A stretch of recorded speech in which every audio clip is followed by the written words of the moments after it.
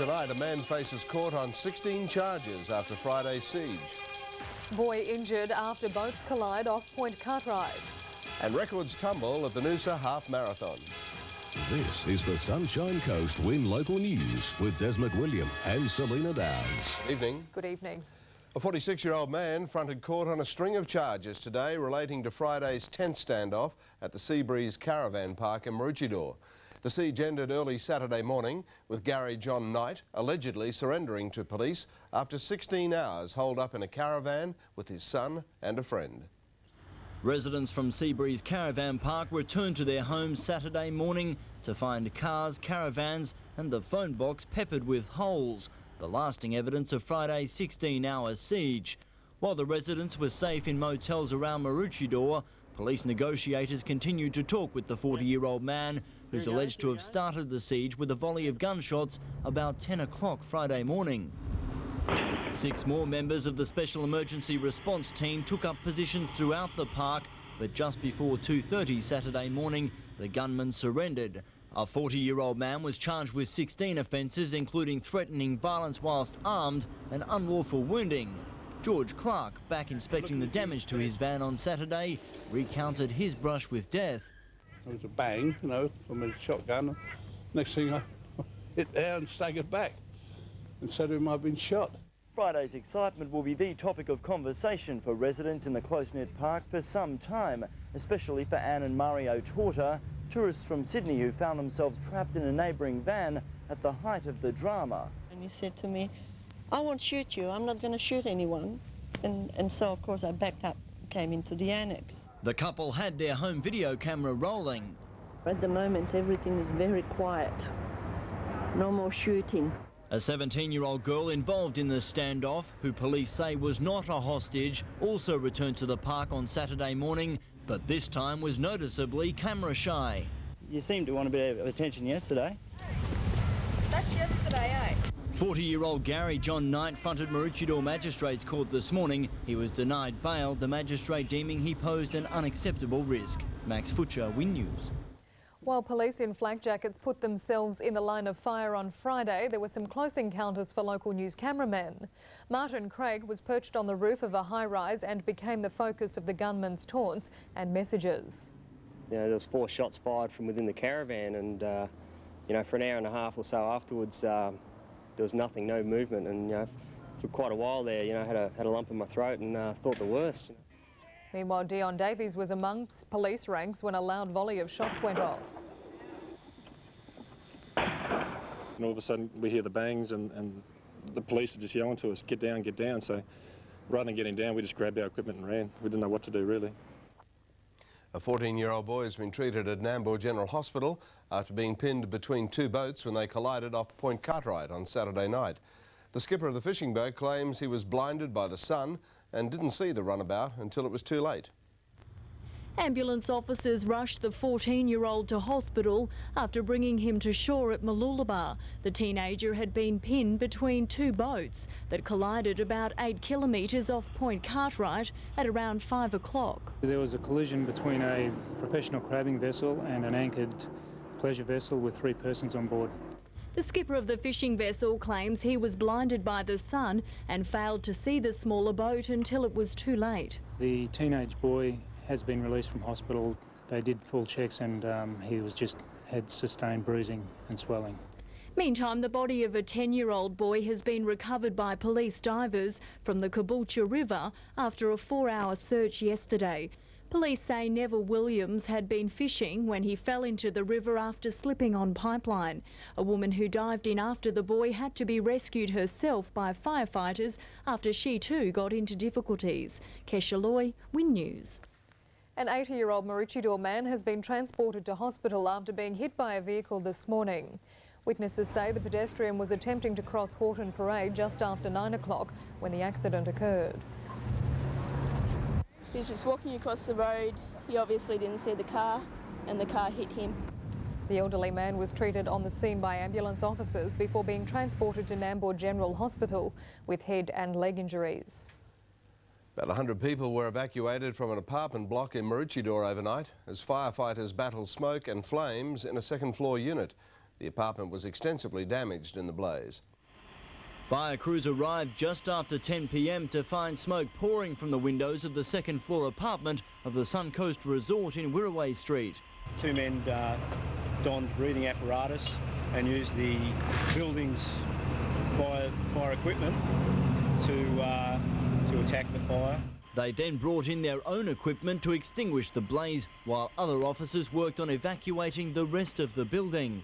It took quite a while to get all units empty of the residents, as a number of them were sleeping and had small children. The residents, many still in their pyjamas, waited out on the road while fire crews damped down the burnt-out unit. It's thought a candle on top of the television in the apartment's living room may have started the blaze, but investigations will determine for sure. The damage confined to the unit in which the fire originated. It's mostly smoke damage, but the television set and several windows have been damaged. Max Futcher, Win News. A 64-year-old post office employee who pleaded guilty today to falsifying records has been put on a good behaviour bond. The district court heard the woman had been using the Noosaville post office as her own private financial institution for around 9 months.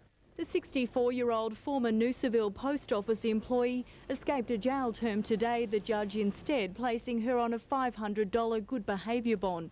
Mavis Joan West was charged with falsifying records and today pleaded guilty.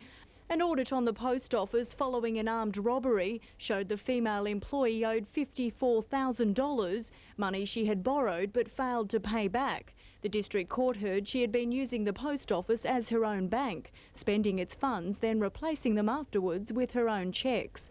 Meantime, a 17-year-old's been ordered to do 100 hours community service after a vandalism attack on a Caloundra car yard earlier this year. Russell Bilby and another teenager caused close to $10,000 damage to the new cars in Caloundra City Autos, ripping off licence plates and badges. They were eventually caught red-handed by security guards. Bilby pleaded guilty today and was ordered to pay compensation of over $4,500. And an 18-year-old serial car thief has been jailed for 2.5 years. Shannon James Anderson pleaded guilty today to 29 stealing and break-and-enter charges. Kesha Loy, Win News. A 29-year-old man who king-hit his former mate after he revealed their secret fishing hole to another person has been given a suspended jail sentence. The Maroochydore District Court heard Raymond George Jones lived at the same caravan park as the complainant and were good friends until the day he took another person to their secret prawning location. Jones pleaded guilty today to following him back to the Riverside Caravan Park at Bly and punching him twice in the head. The assault left the man with a fractured jaw and cheek. He also suffered severe bruising. Jones was sentenced to 6 months imprisonment, suspended for 3 years. Up after the break, local MP pushes for Goodwill Triathlon to be staged on the coast. Then record crowds at the Gympie Music Muster. I'm going to ask Monica to marry me. Wait a minute. What was that? I'm going to ask Monica to marry me. So you two are really serious. Oh, my God. Oh, my God. Oh, my God. This will be huge. Friends, tonight on Win. We make no apologies. Rivoli is not for everyone. Not everyone can afford the unashamed luxury of these 4 beautiful homes set within gated security amidst wonderful rainforest gardens with waterfalls, pools and spas, all within a short stroll of Gympie Terrace. Not everyone will appreciate our obsession with excellence, but if we're talking your language, call us now. Rivoli, a very special place for a few very special people. What a sensation! Galaxy's rewards right here at Marucci RSL Club. Every time you play, you earn valuable points for all these fabulous prizes. Just swipe your members card. RSL! Oh, what a night! Good news for Queenslanders. You can visit Warner Brothers Movie World until September 17 with a Queensland Super Saver. Adults pay kids' prices, saving over $18. Plus kids and pensioners save $5. You have to be a Queenslander and bring along the top of the front page from the Courier Mail or Sunday Mail for each person. The whole family will love the thrills and spills of the Wild Wild West adventure ride, the adrenaline-pumped Lethal Weapon, as well as all your favourite characters. Queensland Super Saver, for a limited time, only at Warner Brothers Movie World. It's the biggest dance day sale in town. Hair clipper sets $14.95, 1 kilo nuts $4.95, executive briefcases $19.95, car seat cover sets $39, smart look polo shirts $9.95, dad's day cards 50 cents, look-alike sheepskin cartridges $14.95, and sacrifice shorts $4.95. At Rain Pure Express, I will rent you free one of these and supply 4 of these for $40 per month. That's less than $10 per week for Rain Pure water and a rent-free dispenser. Call me now at Rain Pure Express. We make no apologies. Not everyone can afford the unashamed luxury of these 4 beautiful homes, all within a short stroll of Gympie Terrace. Riverlea, a very special place for a few very special people. Hello, Bruce Page. Coming up in National 9 News, water cannon used to quell rioting asylum seekers at Woomera. Gusty winds again fan bushfires. The Broncos Premiership Party and Impulse Airlines' first flight delayed by a screaming rock band. The details soon. Thanks, Bruce. You're watching Win Local News. The member for Nicklin, Peter Wellington, has successfully called for an investigation to be conducted into ways to minimise electoral fraud. His calls follow this month's jailing of a former ALP candidate for electoral fraud in a Townsville seat. 2 weeks ago, former ALP candidate Karen Ehrman was sentenced to 3 years jail after being found guilty on more than 40 charges of forging voting enrolment forms. Since then, concerns about the present electoral system have been raised, and now the member for Nicklin, Peter Wellington, has called for an investigation to determine ways of minimising electoral fraud, a motion unanimously supported by State Parliament. It was great to see. I think what that echoed was that all politicians in Queensland are aware of the various serious concerns and serious allegations that have been made in State Parliament and that have been tabled in affidavits in the court. The Legal, Constitutional and Administrative Review Committee will investigate ways of improving the present electoral system and table the findings in Parliament by the 14th of November. Mr Wellington says he hopes then the recommendations will be implemented in time for the next state election. Because there are a lot of allegations have been raised about how easy it is to corrupt the electoral roll, the electoral system. Mr Wellington says he has had members of the public approach him about their concerns regarding electoral fraud. They've even suggested ways of improving the current system, all of which will be passed on to the review committee. Now, if there is anyone on the Sunshine Coast who wants to make a submission to this all-party committee, all-parliamentary committee, I'm more than happy to receive those submissions and forward those submissions onto the committee for their consideration. Belinda Burrows, Win News. Local MP Bruce Lamming says next year's Goodwill Games triathlon event should be staged on the Sunshine Coast. So far, no events have been announced for the coast, while Brisbane has 12 and 1 will be contested on the Gold Coast. Some sources are already tipping that Brisbane has the nod for the triathlon as well. Mr Lamming has raised the matter in Parliament, saying Mooloolaba and Noosa are already recognised as the triathlon capitals of Queensland. It was a weekend of toe-tapping action as record crowds gathered at the Gympie Music Muster. Big names including Troy Cassar-Daley, Slim Dusty and Lee Kernaghan had audiences rocking for the 3-day event. The quiet forest of Amamore Creek State Park on the outskirts of Gympie became a makeshift tent city over the weekend, as more than 70,000 country music lovers donned boots and hats for the 3-day music spectacular. As the sun set over Country Music City on Friday night and the temperatures plummeted, the onstage action began to fire up. Now, 1, 2, 3,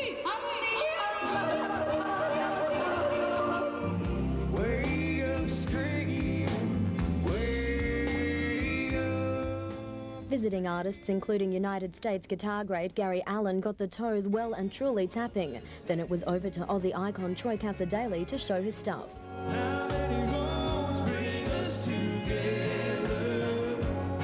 Organisers and artists overwhelmed with this year's crowd, 20% up on last year, putting the total gate number at over 70,000. And each time I come back every 2 or 3 years, I can see the improvements, advancement here and there, and I think this year is the best ever. Great improvements and, of course, a great crowd out there to work to. As always, fans mobbed the musical magicians, this year showering them with praise rather than the traditional wet weather. Great people, little kids and teenagers and mums and dads, right through to nans and pops. It's just, you know, it's Australia. The success of this year's muster, an early indication the 20th anniversary will be a bonanza in 2001. Kylie Thompson, Win News. An historic Sunshine Coast lighthouse has been added to Queensland's list of protected estates. The state government announced the Double Island Point Lighthouse will be protected and the 4-hectare site added to the Great Sandy National Park. The historic lighthouse was built in 1884 and contributed to the safety of the northern shipping route. A local Aboriginal group launched court action earlier this year in an attempt to reclaim the site. On to Share Watch now, and only slight changes on the market today. QCT rose 27 cents to close at $1.25. ANZ is 7 lower. Look Smart up 12 to $1.43. Gold and the All Lords down 2 and 3 respectively. Clint's off on Olympic duty, so it's over to Benny for the latest in sport. Bribie and Maroochydore set to meet in league season decider. Then new men's and women's records set during the Noosa Half Marathon. Tuesday, the Great Dream Home Challenge enters its final phase as our two couples, Rosie and Brandon, Susie and Marty, attack the outside, including the all-important decking. I feel like such a goose. There are many lessons to be learned as the teams get very serious. They seem to have a lot more people there today. What's going on? It's a house, land and a $100,000 renovation package that only one team can keep. And your vote will decide who. It is going to be close. Dream Home, Tuesday night on Win. We make no apologies. Rivoli is not for everyone. Not everyone can afford the unashamed luxury of these 4 beautiful homes set within gated security amidst wonderful rainforest gardens with waterfalls, pools and spas, all within a short stroll of Gympie Terrace. Not everyone will appreciate our obsession with excellence, but if we're talking your language, call us now. Rivoli, a very special place for a few very special people.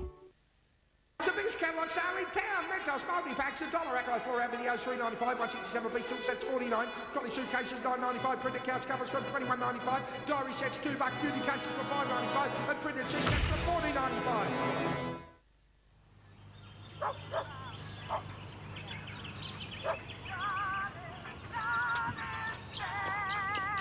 Trees that grow into power lines can interrupt your electricity supply and are unsafe. So only plant power line friendly trees, and the neighbours will thank you for it. Call Energex for your safe tree planting guidelines. We make no apologies. Not everyone can afford the unashamed luxury of these 4 beautiful homes, all within a short stroll of Gympie Terrace. Rivoli, a very special place for a few very special people. Hello everyone, nice to see you again. Maroochydore Coolum will enjoy a week's rest after their bruising 10-point league victory over the minor premiers Noosa in the major semi. The Pirates will now face a rejuvenated Bribie Island, which crushed the Caloundra Sharks in the knockout. With a week's break on the agenda for both teams, early domination was the game plan. The Pirates, inspired by their reserve grade's earlier victory, but it was the Swans who got on the board first to lead by 6. After some tough exchanges in the forwards, Noosa responded when block-busting second rower Isaac Smith levelled the scores. The battle continued a try apiece. The first, the Swans winger Chris Murrell, who scored from a set play, while his opposing number Josh Jepson finished off a classic backline move to take the scores into the break, locked together at 12-all. Buoyed by a capacity home crowd, the Pirates' desperation was evident, but it wasn't enough for second rower Greg Christensen, who was mowed down after an intercept. Bad luck continued to sink the Pirates when teammate Shane Payne hit the post with his long-range penalty. The score's still locked at 12-all, both sides searching for a game-breaker, and it came with 15 minutes left when the Swans ran in 2 superb tries. Murrell crossed for his second after some magic play set up by skipper Darryl Fitzgerald. The sealer came when centre Brendan Beasley added another 6 points, scoring and converting just minutes before the final whistle. The Swans up 22-12. Maroochydore coach Brett Winkler knew the match would always be close. We talked a lot about during the week that would come down to the last 15 minutes when the game would be won or lost. So it was a big matter that we just had to hang in there and take our opportunities when they come. Noosa plays Bribie at Maroochydore this weekend. Meanwhile, the Sunshine Coast Breakers have started their defence of the Intertech Queensland Country Championships in sensational style with an emphatic 57-point whitewash of Wide Bay and Maryborough on Saturday. They now take on the Darling Downs in Noosa this Saturday. And under blue skies, records tumbled during yesterday's Noosa Half Marathon. For Brisbane's Nikki Carroll, the winner of the women's race, the event was the ideal preparation for Sydney. The early start didn't dampen the enthusiasm of the 2,000-plus competitors who lined up for the start of the annual Noosa Half Marathon. In this Paralympic year, the wheelies led the way, the able-bodied field given some last-minute instructions from Australia's first ever marathon gold medalist Dave Power. With spots in the Australian squad up for grabs, new race records look to be the order of the day. However, the pace told on the faces of two of the favourites, 4 times Gold Coast Marathon winner Pat Carroll and current City to Surf hero Darren Wilson, both well behind eventual winner Scott Westcott at the halfway mark. Just went out a little bit in front of the pack and was just seeing who would come with me. No one came with me, so I just kept the pressure on, and then coming back on that return journey in the first half of the race, I just poured it on and got a bit of a gap and split up the field. So from then on, they got to catch you. While Westcott was the dark horse in the men's, Sydney-bound Nikki Carroll was never challenged in the women's. The Olympian crediting her new race record time of 1 hour 12.39 seconds to overwhelming support from the sidelines. But I had a hell of a lot of support from the crowd and the people running, and they were just great. Westcott, with a new race record of 1 hour 3 minutes and 3 seconds under his belt, was another to sing the praises of the Sunrise Half Marathon. This will be Australia's, new top-notch half marathon, because Gold Coast, sort of the sponsors fell through this year and they didn't have as good a field this year, and that's historically been, the true international half marathon course at Gold Coast. So I think this one will take off. Good luck to Nikki Carroll. I hope she does well in Sydney. Well, it's being billed as Surf Life Saving's ultimate grudge match, with the best athletes from the rival Uncle Toby's and Kellogg's camps coming together for a 2-test series to determine just who is the best in the land. And the Sunshine Coast has been chosen to be the host of October's Meikle Files Showdown. The Iron Man Showdown is the brainchild of 2 of the sport's eldest statesmen, Andy Meikle and Guy Leach. The event's set to provide the top competitors from both the Uncle Toby's Super Series and the Kellogg's National Surf League with a form guide going into the season proper, while also helping heal the rift which has divided the sport for over a decade. The whole concept is to build up to 2 races this year, find out who the best is leading into the season, and have the Mercers and Kai Hurst race each other, Phil Clayton, Joshua Blair, Carla Gilbert, Linda Hartwig, Reen Corbett, the like, and then next year build up to have 4 races so we can go right through the winter. Over 40 Iron women are expected to enter the showdown, including world champion Carla Gilbert and Uncle Toby's #1 seed Reen Corbett. The men's field set to be equally star-studded, with Kai Hurst and the Mercer brothers Darren and Dean among those who've already signed up for the challenge. Another looking forward to finding out just who is the sport's best, reigning world champion Phil Clayton. Everybody wonders who is the best out of the Nutrigrain and the Uncle Toby's, where here we're getting the top 5 of each group to come together and race each other, so finally we're going to find out. Round 1 of the Meikle Files Iron Man Showdown set to be contested at Noosa on the 8th of October, the final round to be fought out a week later at Sunshine Beach.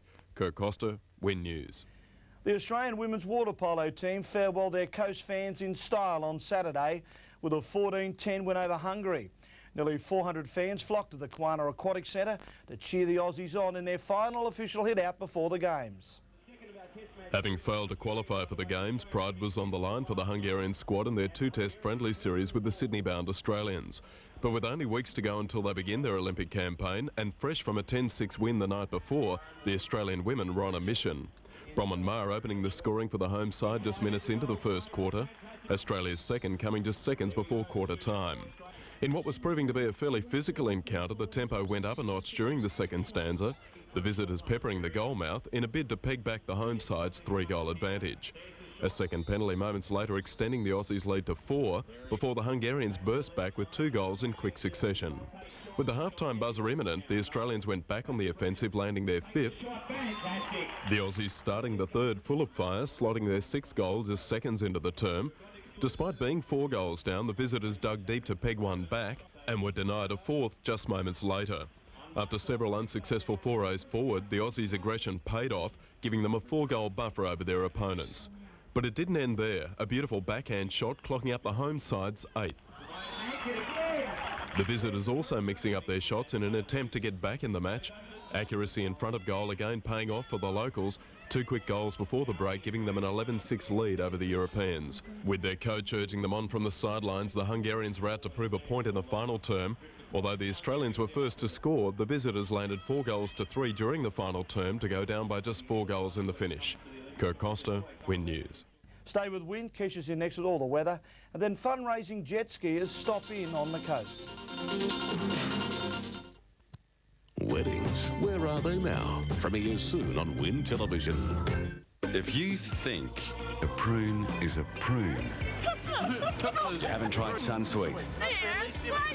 So, taste Sunsweet pitted prunes. All taste, no pets. It's the biggest Manchester sale in town. Cushion inserts, gift box for Lord Towels, 400 grand pillows, Contessa bath mats, assorted face washes, terry print and tea towels, foam back mats, and also plain dyed sheets in 6 colours from only $9.95 this week at Silly Solly. Where do you find advice? Where do you find just the right price? Where do you find us? We're just up the road from Perth to Wagga Wagga, Cairns to Wallaroo, Sandy Bay to Camden, now we're at the queue. We're here to help when there's things to do, like mending a fence or painting the loo. It's True Value Hardware, where you still get service. All you gotta do is ask us. That's where you still get service. At True Value Hardware, that's where.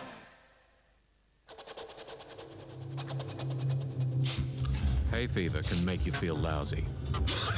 Its symptoms are caused by your body's reactions to allergens. And while antihistamines only work on histamine-mediated reactions, Beckinase hay fever has a triple action that works on the 3 main allergic mediators, effectively treating and preventing hay fever. Triple action Beckinase hay fever, now available without prescription. Go Daddy Go to KB Auto 1. For Father's Day, Castrol 5 litre oil $6.95, 2-drawer tool chests $79.95, rawhide sheepskin seat covers $74.95. KB Auto 1, #1 for Father's Day. If you think a prune is a prune, Why am I trying a prune? you haven't tried Sunsweet. Divine. I've travelled the world. Taste Sunsweet pitted prunes. All taste, no pets. And I can say with absolute certainty that those are the best prunes I have ever tasted. The hot-headed copfoot's love before the law. Now a charge of assault could cost him everything. Brilliant Aussie drama. Water Rats, Tuesday, 8:30 on Win.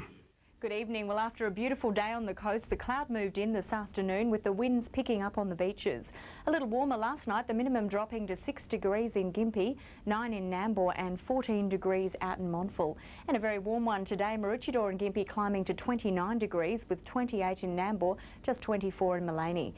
At the moment it's 20 degrees with east-southeast winds at 7 knots. The pressure's on 1005 with 73% humidity. To the satellite now, and fine conditions almost throughout the state, with cloud areas over the southeast and high cloud developing in the far southwest. Onto the chart, this typical winter weather pattern is likely to continue for the rest of the week. The trough over Queensland will move off the coast tonight, clearing any cloud with it. Tomorrow's weather in the Wide Bay, a fire weather warning is current, with cloudy areas clearing, gusty northwest to northerly winds with a maximum in Gympie of 25 degrees. Cloudy as well overnight in the southeast, clearing tomorrow with gusty west to southwest winds, Brisbane's max 23. And the cloud clearing to a fine day on the Sunshine Coast tomorrow as well. Cloudy with strong and gusty winds and a high of 24. For boaties, a strong wind warning has been issued with winds up to 30 knots, easing tomorrow. The sea's up to 2.8 metres. To the tides, low from just before 2 in the morning, high from 7:45. Tomorrow's sunrise will be at just past 6, sunset at 5:30. And more good weather for the next few days. Sounds good, thanks Kesha. Well, 4 jet skiers circumnavigating Australia for cancer research took a short break from today's rough seas, stopping in at Maroochydore. The team from Sydney's Seventh-day Adventist Hospital are halfway to raising a hopeful $2.5 million for a cancer treatment program. They're also offering an incentive, every donation entering a draw to win one of the skis. The team may have encountered rough seas today, but with still a long way to go, know they're in for many more adventures before they arrive back home. The dangers, are something that we can work our ways around. Sure, there's crocodiles and things like that in the water, but, you just have to brave it, like Paul Hogan. The team's expecting to spend close to 650 hours on the water, hoping to make it to Cairns by mid-next week. Hope the weather stays fine for them. That's all in our bulletin this Monday night from the entire Win News team. Enjoy your evening. Good night.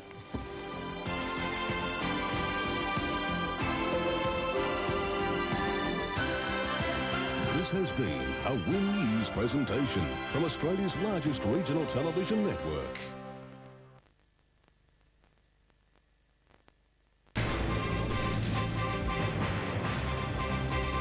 With Bruce Page and Heather Ford, this is National 9 News. Water cannon and tear gas turned on both people in a riot at Woomera. Another long day on the battlefront for exhausted bushfire fighters. More to celebrate for the Broncos. Good evening. Good evening. A major battle's been raging all day at the Woomera Detention Centre in South Australia, where a large group of illegal immigrants have rioted. They've burnt down 4 buildings and are fighting guards with stones and spears made from metal pickets. Police hit back with water cannon and tear gas. After a weekend of violence at the centre, early this morning a core group of 80 to 100 detainees set fire to several buildings in the remote compound. An accommodation block, recreation centre, dining room and a new education building were extensively damaged. Local service station owner Dave Kirby watched the riot unfold. Fire trucks trying to get to the scene but not able to, and then pelting the fire trucks with bricks and stones and whatever they could hold of. A water cannon was brought in to push back rioters when they tried to escape through a hole in the main fence. As the fire was brought under control, several of the detainees started using metal fence posts as spears. They could be seen taunting riot police, who used tear gas to disperse the men. Many of them have wrapped their heads in towels in order to hide their identities so that we're not able to find out who these people are. There were repeated police charges on the group. At one stage, the rioters massed beside the perimeter fence, abusing police and displaying banners urging their release. Those responsible for the violence recently had their refugee claims rejected and were set to be deported. There is no way I, the government, nor I think the Australian people will be coerced by behaviour of this sort. On Saturday, tear gas was used when several staff members were attacked with stones. Late today, South Australian police said the situation was under control, but added extra police were being called in case of another attempted mass escape. Mark Burrows, National 9 News. The bushfire menace in the southeast came right into Brisbane today, with homes endangered by a major blaze in the city's west. Dozens of other fires are still burning throughout the area, whipped up by the strong winds. The weekend saw firefighters respond to 400 outbreaks, mostly in outlying areas. But today the flames encroached on Brisbane City. In the hilly confines of the Gap, gusty winds whipped up fires which threatened several houses, while residents tried last-minute defences. It's been drier this year than it has for several years, so everything's like tinder. A whole street which backed onto bush faced an uncertain day. A bit nervous when it gets down here, so a bit too close to home, yeah. And I mean, it's so dry here. We're ready, but I don't expect that anything will happen. But I'd feel damn stupid if my house burned down and I wasn't ready. Firefighters say current dry conditions are ideal for bushfires. It's been many seasons since the fire threat has been this serious, due mainly to abundant rain in many parts, sponsoring vegetation growth. We are definitely in a cycle where a lot of new growth from last year has died off through lack of rain. There are currently 5 areas in the southeast under an extended total fire ban, and lighting a fire deliberately or otherwise can attract large penalties. The situation's very serious at this stage. The fire rating is above high to nearly extreme. Late today, some light rain and a change in conditions offered some relief. Andrew Trewin, National 9 News. The main police station at Logan was empty for 4 hours because of a gas leak. 4 officers and 3 staff were taken to hospital, 1 woman with serious breathing problems. Sulphur fumes were detected in the building just after 9 o'clock. It was immediately cleared. By tracing, we located the cause of it is to the batteries that back up our security systems in the building. The superintendent says QBuild inspected the area only yesterday after police raised concerns about the batteries. A less than perfect start today for Impulse Airlines. Its first flight from Brisbane to Sydney was delayed for 1.5 hours. Acting on impulse, a rather merry pop group, the Screaming Jets, began singing as the plane was taxiing for takeoff. The pilot went back to the terminal and put them off. The Virgin cut-price flight for Impulse Airlines had all the fanfare, but then the Screaming Jets decided on some impromptu in-flight entertainment. The magic dragon lives by the sea. No one appreciated it, least of all Impulse and airport security. We lost our frequent flyer points because we accidentally sang Puff the Magic Dragon. Just disrupting the cabin, yelling. Too many screaming jets on this airport, I think. The band members maintain they didn't do anything outrageous. In 11 years of flying, this is the first time they've been thrown off. Honestly, we're such good flyers usually. We're usually really good and people like to fly with us because we're fun and we sing a few kumbayas and a bit of fun there. The plane eventually took off an hour and a half late. The band wasn't charged, resorting to an even cheaper way of flying to Sydney with frequent flyer points. There were minor hiccups too for Virgin Blue over the weekend. Its computer system couldn't cope with the massive demand for $48 fares starting Thursday. Some customers found themselves overbooked and overcharged. I was really annoyed with Virgin, and my attitude was their fare may be cheaper, but I'm not going to fly with them if that's the hassle I had to go through to try and get on a flight. It's not worth it. Virgin says it will refund aggrieved passengers. More than 16,000 seats were sold. Carl Stefanovic, National 9 News. A terrifying near miss for beachgoers in Los Angeles when part of an engine fell off a Dutch jet. You can see the right wing explode, then just seconds later the cowling hits the beach. A big chunk fell off. It could have killed somebody if it hit him. No one was hurt. The jet returned safely to Los Angeles Airport. Though 5 Broncos played their last game for the club yesterday, the coach is sticking around for a while yet. Wayne Bennett once said he'd probably call it quits when Alan Langer and Kevin Walters retired, but the club says he can stay on as long as he likes. And for the players, a champion's welcome when they return to Brisbane. Thanks. A 5th premiership in 8 years, and last night Rugby League's ultimate prize began a familiar trek north. A predictable in-flight video as surprisingly subdued players shared a quiet drink and the NRL trophy did a lap of honour in the skies. At the terminal, a change in tempo. Let's go, Licker! The sign said it all and the crowd gave it their all as the premiers emerged. Everyone wanted a piece of the Broncos. How you feeling? Very good. Oh, what do you mean? He doesn't remember it. Even those normally reserved were caught up in a reception which bordered on Beatlemania. The team bus providing an ideal stage for this Fab Five.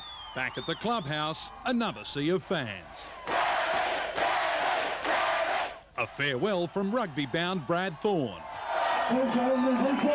Captain Kevy crowd surfed into retirement, and on the morning after, reports coach Wayne Bennett may join him were quickly quashed. You know, Wayne's comfortable with his commitment to the club, and the board certainly are comfortable with the commitment he gives us, and we see him being part of this place for a few more years. Right now, the premiership party continues. It's a very special week, and you never ever want it to end, but unfortunately I think it'll end by, say, Friday or Saturday. Chris Bombolas, National 9 News. In the news ahead, a man bashed for his pokey winnings. And drivers scrambled from a collapsed bridge.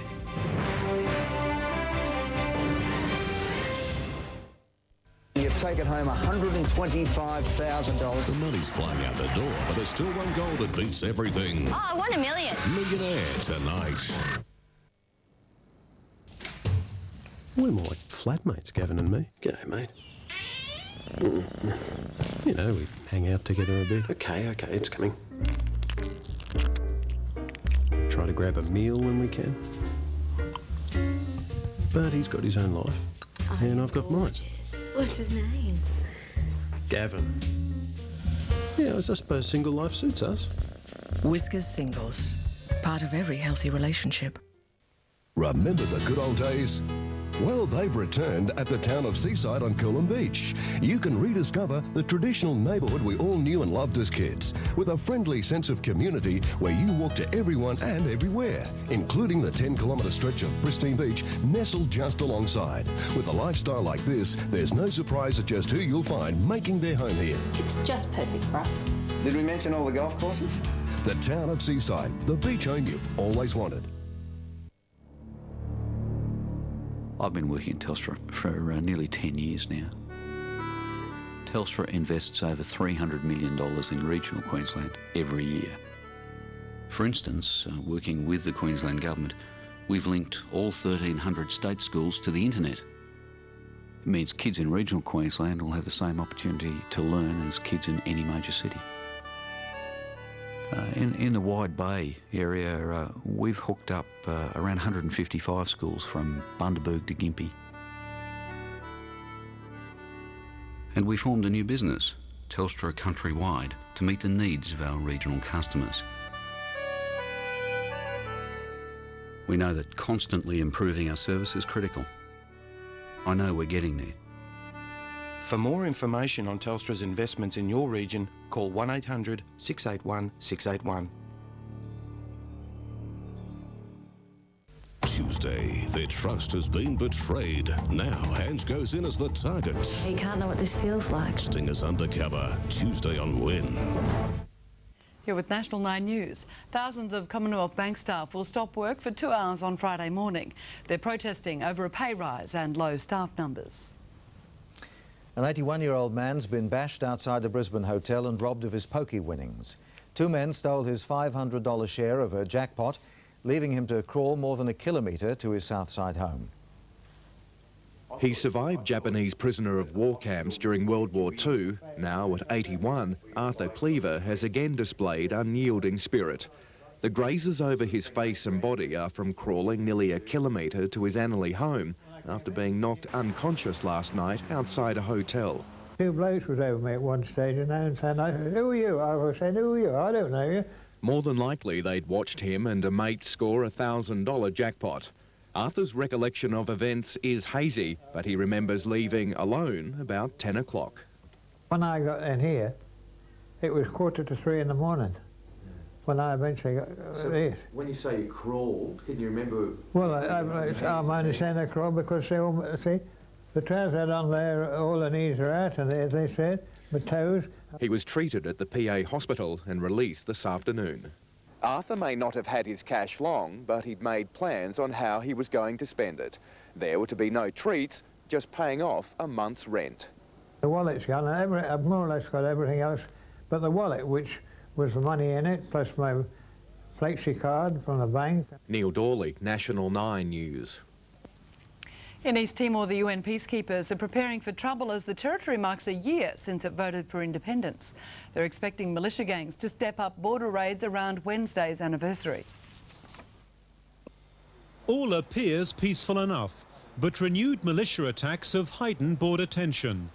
Here, the UN checkpoint at Batu Gade, where 27 Australian peacekeepers face an unknown number of Indonesian soldiers. This is the no man's land between East and West Timor. Behind me, Indonesian soldiers, and somewhere, the militias. As local Indonesians watch on, Australian Army Lieutenant Simon Muat escorts us to the bridge where the UN's control ends and Indonesia's begins. His counterpart is there to meet us. He denies the militias are active here. There's no militia yet now. But the United Nations fears up to 150 militiamen have infiltrated East Timor. Recent attacks by these armed thugs resulting in the deaths of 2 peacekeepers. They've shown a high degree of training in small-level tactics. They move in a coordinated manner under fire and certainly don't really show fear per se. All of which leads East Timor leaders to believe that elite Kopassos commandos are responsible. If it is not all the Kopassos, some people from Kopassos. Mr. Guzmaus confirmed his continuing popularity. At a congress here which is designing a political blueprint for East Timor, he offered to resign, later withdrawing his threat following repeated calls to stay. In Dili, Adrian Brown, National 9 News. The Russians have another crisis on their hands, this one unfolding in the heart of Moscow. The country's main television tower's on fire and 10 people are missing inside, all thought to be trapped in the lift. At least 6 people were hurt when 3 elevators plunged down a shaft, the cable severed by the fire. The tower is the world's 2nd tallest structure. Authorities now fear it could come crashing down. At least 20 people have been injured in Taiwan in a bridge collapse. About 100 metres of road fell into a river as one end of the bridge snapped off. Rescuers searched the water for victims, but incredibly no one was killed, and all those injured are in stable condition. It's not yet known what caused the bridge to come down. And the 4-month hostage crisis in the Philippines is nearly over, after rebels released 5 more foreigners today and promised to free the final 7 sometime soon. The deal was brokered when Libya agreed to pay $1 million ransom for each hostage, leader Muammar Gaddafi trying to improve his image abroad. The hostages were kidnapped in April by Muslim separatists who want an independent state. Well, as the Broncos and their supporters celebrated the NRL Premiership last night, another league stronghold, Newcastle, toasted the arrival of the Olympic torch. The crowd was the biggest since the Knights won their league title in '97, and the best turnout so far in New South Wales for the Flame. Today, one of the heroes of the '97 Grand Final, Paul Harragon, took his place in the relay as the run heads towards Sydney. Sport now with Wally. 4 Broncos make the World Cup team. Oh, it should have been more, Bruce, but a leadership role for one of them. The Grand Final wash-up is next. Pat Rafter fit for the US Open. And now Tiger can see in the dark. He's left them in the dark again. Yes. I'm going to ask Monica to marry me. Wait a minute. What was that? I'm going to ask Monica to marry me. So you two are really serious? Oh my God! Oh my God! Oh my God, this will be huge. Friends, tonight on Win.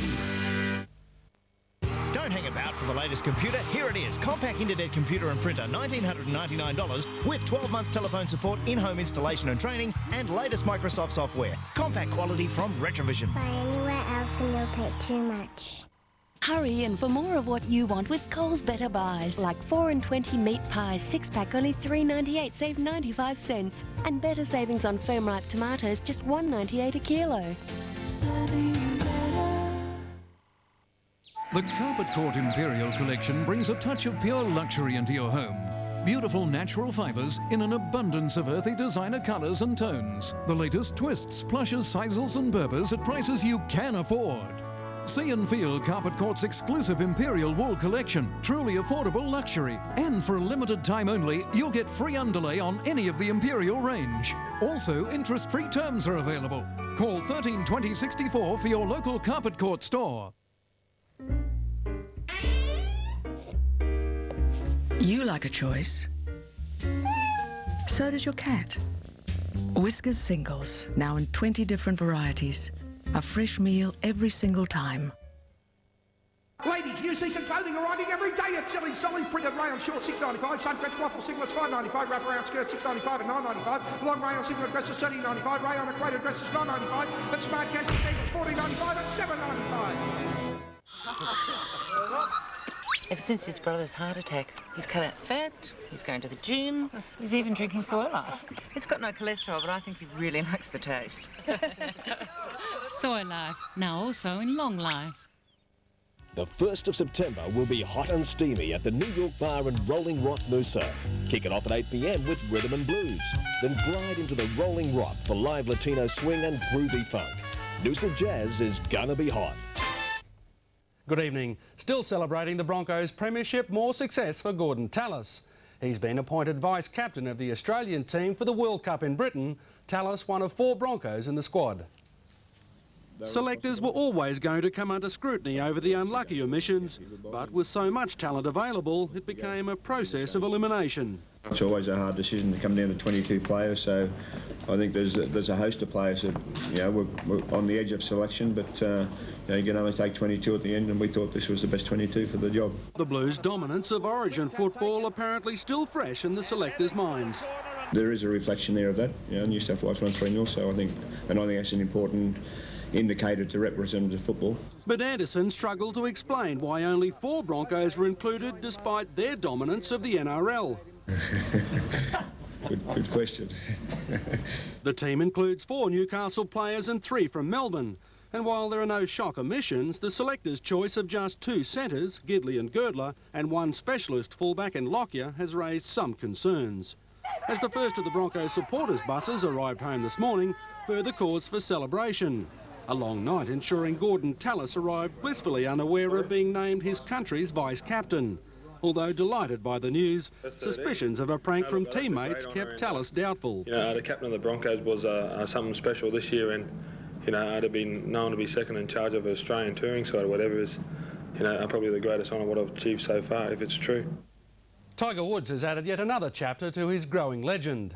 The world #1 showed he's just as good in the dark as he is in daylight, winning the rain-interrupted NEC Invitational in Ohio by 11 strokes. Robert Allenby was the best of the Australians. Ernie Els was out on the course prior to rain, causing a long delay. The South African joining the growing list at this tournament, who have found the hole from off the green. This an albatross at a par 5.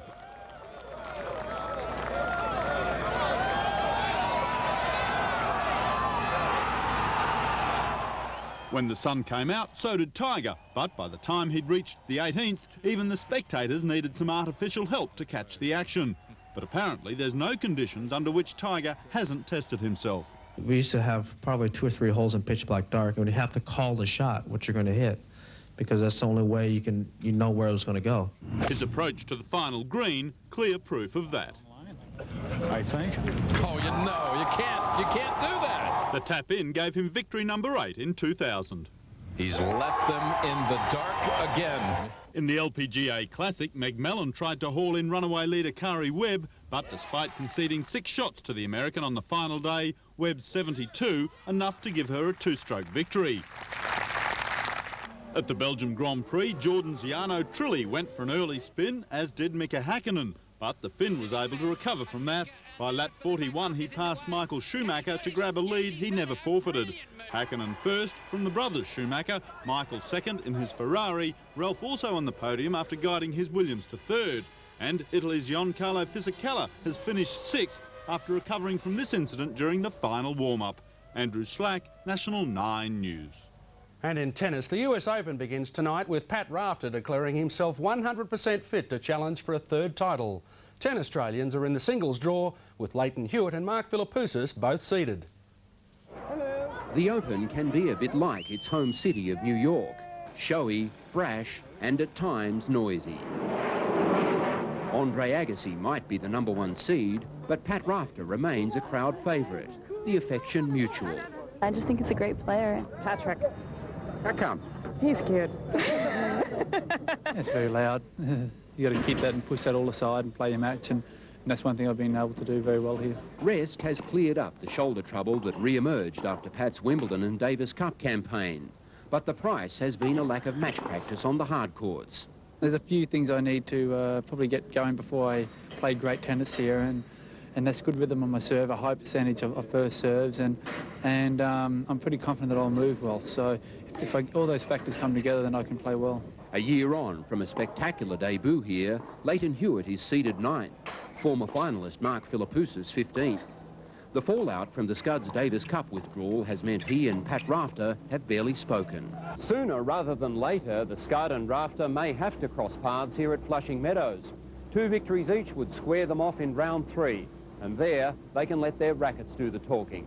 The new look Jelena Dokic leaves no doubt that it's summer in New York. They're calling it the Cornucova look. It's good to get a bit of sun here and coming from Australia. Tim Sheridan, National 9 News. Let's hope there's not too many sickies at work tomorrow. Nine's coverage starts at 2 a.m. It's awfully early, isn't it? Thanks, Will. The stock market slipped 3 points. Queensland coal miner QCT soared 27 on BHP's takeover bid. BHP off 26. It was a good day for Woolworths and Telstra. Melbourne IT still falling. Our dollar's a little firmer against the greenback and the pound. In Lotto, 7 winners pick up $360,000 each. Division 2 pays $9,500. John's next with the weather. Then a Brisbane musician gets the Olympic call-up.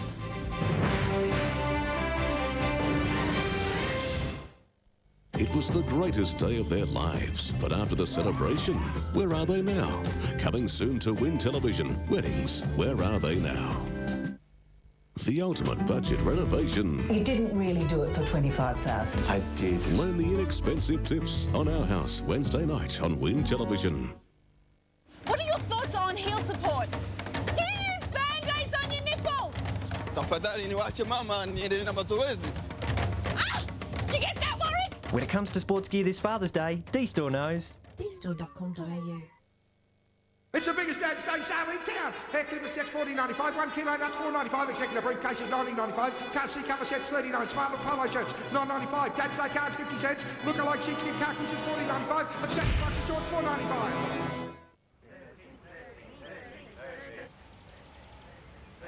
13, 13, 13, 13, 13, 13, 13, 13, 13, 13, 13, 13, 13, 13, 13, 13, 13, 13, 13, 13, 13, 13. Oh! 14, 14, 14, 14, 14.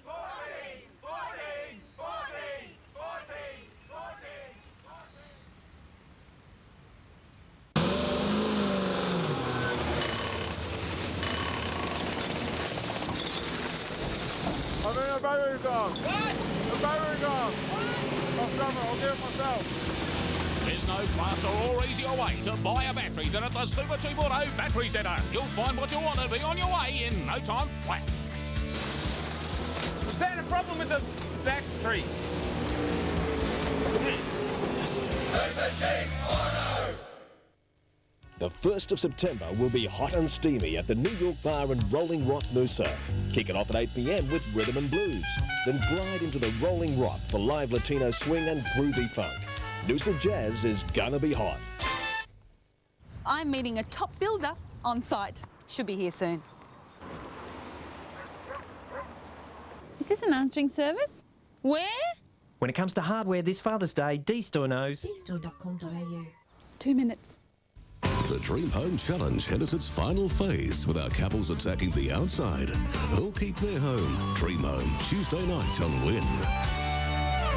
Good evening. Today was certainly not one of our better days. We had a heavy cover of middle-level cloud, very hazy atmosphere from, of course, those grass fires around, and, of course, very gusty winds as well. We had some light rain this afternoon, not enough, though, to ease the current high fire danger. It'll clear this evening to a dry, sunny day tomorrow. The temperatures changed pretty rapidly through the day, most up over average by lunchtime. Then late today, they dropped below the average mark. The Gold Coast, Coolangatta had 9 to 24, Logan 8 to 25, Ipswich 4 to 24, Brisbane City 9 to 25, Redcliffe reached 27, Caboolture 26, a very warm day in the Sunshine Coast, 29 degrees there, almost summer. And at the moment in Brisbane, 16 degrees, 61% humidity.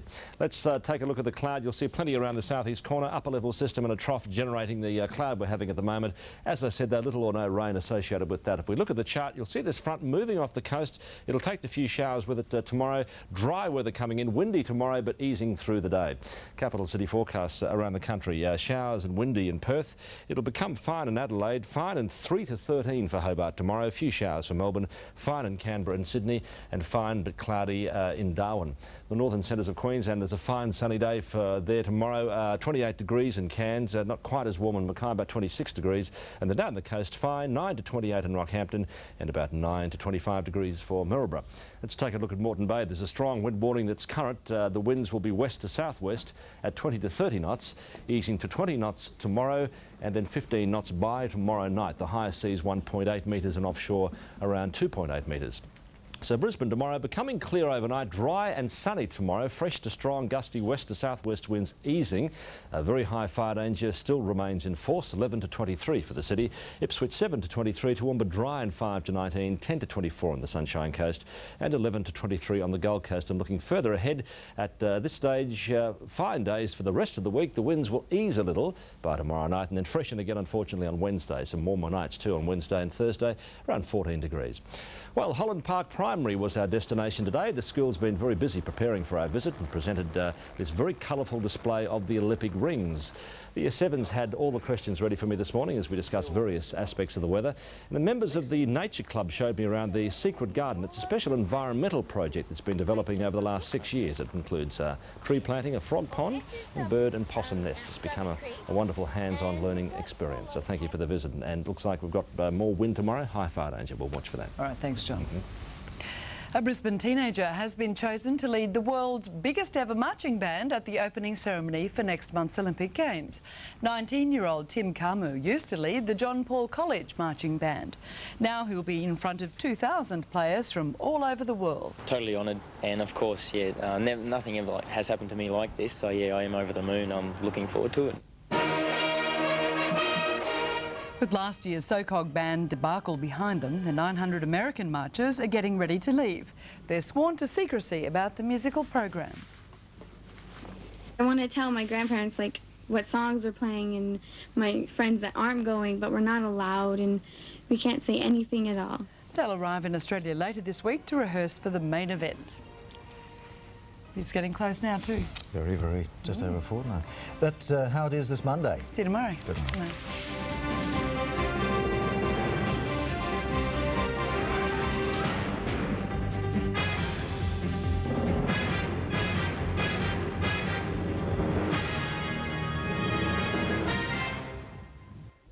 Hi, thanks for joining us. Tonight, the student taking on the education system over literacy standards after a teacher who supposedly corrected his exam paper got it wrong. Plus, children living dangerously, taking crazy risks on the road. But even some parents seem to be cutting corners with safety. Those stories shortly.